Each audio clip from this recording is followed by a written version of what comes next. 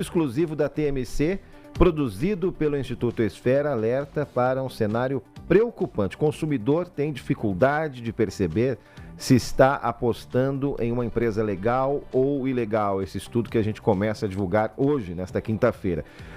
Ouça só, quase 80% dos apostadores, é um dos recortes desse estudo, quase 80%, dizem ter dificuldade para identificar se uma plataforma é legalizada, e a confusão é agravada por estratégias típicas do mercado irregular.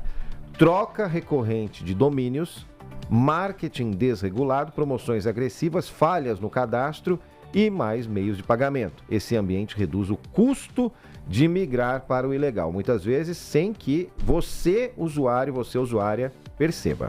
O estudo exclusivo da TMC, que foi produzido pelo Instituto Esfera, destaca ainda que a criação de um imposto de 15% sobre o valor das apostas pode funcionar como um indutor de ilegalidade. Por quê? Porque aí eleva o custo de operar legalmente e favorece empresas que atuam de forma clandestina. O PL antifacção, que foi aprovado no Senado, que vai ser votado na Câmara, institui a CIDBet. É esse imposto de 15% sobre as transferências de pessoas físicas para operadoras de apostas. E aí, o estudo examina como esse tipo de medida pode encarecer o mercado legal e regulado e deslocar parte da demanda para plataformas irregulares, com impactos associados ao mercado ilegal e a riscos como lavagem de dinheiro. Então, as empresas legalizadas, elas teriam ou passam a ter um imposto que ele cai exatamente no dinheiro que a pessoa tem no jogo. Se você ia fazer uma aposta de R$50, você passa a fazer uma aposta, por exemplo, não sei quanto é 15% de R$50, mas supondo, 30 e... 15, né? 15 de... Não, 15 não, 7,5. Ou seja, 40... Uhum. Ok, 43. Você tem ali 40, você coloca 50 e passa a ter 43 arredondado. Só que no jogo ilegal, você não tem essa dedução. Então, se você aposta 50, você tem os 50, né? Fica com o valor inteiro. Aparentemente, você tem uma vantagem, porém você não tem e o país não tem essa vantagem, né? Essa é uma das sutilezas que esse estudo revela, né? Sutilezas que servem para quê? Para enganar você que acha que está fazendo uma coisa que é super inteligente, mas na verdade não é. E a gente vai falar mais sobre esse assunto ao longo da programação. Bom, outro tema que vem fazendo barulho em Brasília é o vazamento de dados de autoridades. Isso motivou uma operação da Polícia Federal no início da semana. Uma pessoa que teve dados vazados foi a advogada Viviane Barsi, esposa do ministro Alexandre de Moraes. De acordo com o portal UOL, as informações foram acessadas no fim de agosto do ano passado a partir de unidades da Receita Federal na região de Santos. As informações consultadas eram apenas cadastrais, como nome completo, CPF, nome da mãe e data de nascimento. O sistema não permitia acesso a dados fiscais mais sensíveis, como declarações de imposto de renda.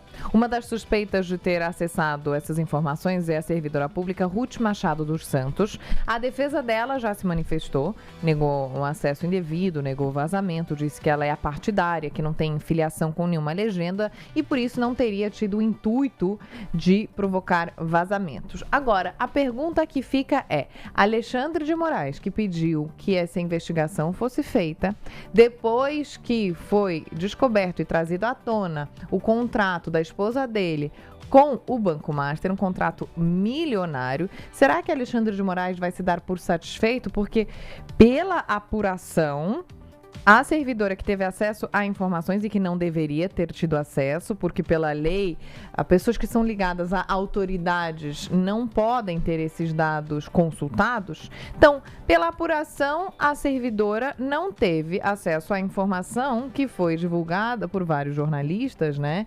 Que foi dada por fontes desses jornalistas a respeito do contrato do Banco Master. Foi isso que a gente descobriu ontem, de ontem para hoje. Sabe o que eu me lembrei aqui, rapidamente, citando o caso, é muito diferente, mas tem alguns ecos aí do caso do então ministro da Fazenda, Antônio Palocci, envolvendo um caseiro e um extrato, né? E toda uma investigação que acabou derrubando o ministro e causando muita polêmica. Isso foi, gente, há exatos 20 anos, foi em 2006. Mas se alguém quer mais informações sobre esse assunto, a gente oportunamente fala sobre esse caso para relembrar quais seriam os ecos, né, que me fizeram pensar nesse caso aí. Bom, ainda em Brasília, isso é muito, muito, muito importante, gente. A Anvisa investiga 65 mortes suspeitas associadas ao uso de quê? De canetas emagrecedoras no Brasil nos últimos 7 anos, entre dezembro de 2018 e dezembro de 2025. Nesse mesmo período, foram quase 2.500 notificações de eventos adversos.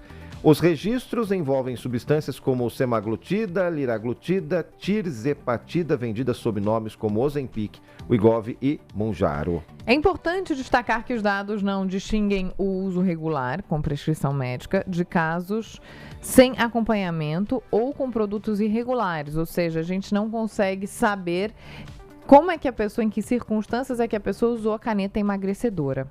Entre os eventos adversos, a maioria de sintomas já previstos em bula, como náuseas, vômitos e diarreia. Agora, também existem os casos mais graves, que incluem pancreatite e até relatos de experiência de morte iminente, com 71 ocorrências. A Anvisa afirma que as notificações não são prova de relação direta entre medicamento e o óbito e que a confirmação exige uma avaliação clínica e científica completa, levando em conta o estado do paciente, outros remédios usados e também a procedência do produto. Nos destaques internacionais, o Congresso do Peru elegeu José Balcázar, do partido Peru Libre, como novo presidente interino um dia após a destituição de José Herri. Balcázar recebeu 60 votos no segundo turno, teve necessidade de segundo turno, né? E permanecerá no cargo até 28 de julho, quando o novo presidente eleito tomará posse. A eleição está marcada para 12 de abril, tá? Então tem 2 etapas aí. Ele se torna o 9º presidente do país em 10 anos, em meio a uma sequência de destituições que inclui Dina Boluarte e o ex-presidente Pedro Castillo, atualmente preso por tentativa de quê? De autogolpe. Ex-juiz, ex-membro da Suprema Corte, o Balcázar foi eleito deputado em 2021 pelo mesmo partido de Castillo e sua chegada ao poder reacende discussões políticas no cenário peruano às vésperas dessas eleições que a gente citou agora mesmo, gerais, né, marcadas para 12 de abril. Estados Unidos afirmam ter indícios de que a China realizou um teste nuclear secreto em junho de 2020. Autoridades americanas avaliam que os dados não correspondem a um terremoto nem à atividade de mineração conhecida e sugerem a hipótese de um teste discreto para driblar mecanismos internacionais de monitoramento. Pequim, por sua vez, nega categoricamente as acusações e afirma que os Estados Unidos estariam distorcendo os fatos para justificar sua própria estratégia nuclear. Em meio ao vácuo deixado pelo fim do Tratado Novo START, o governo Trump admite a possibilidade de retomar testes nucleares de baixa potência, argumentando que não aceitará permanecer em desvantagem estratégica.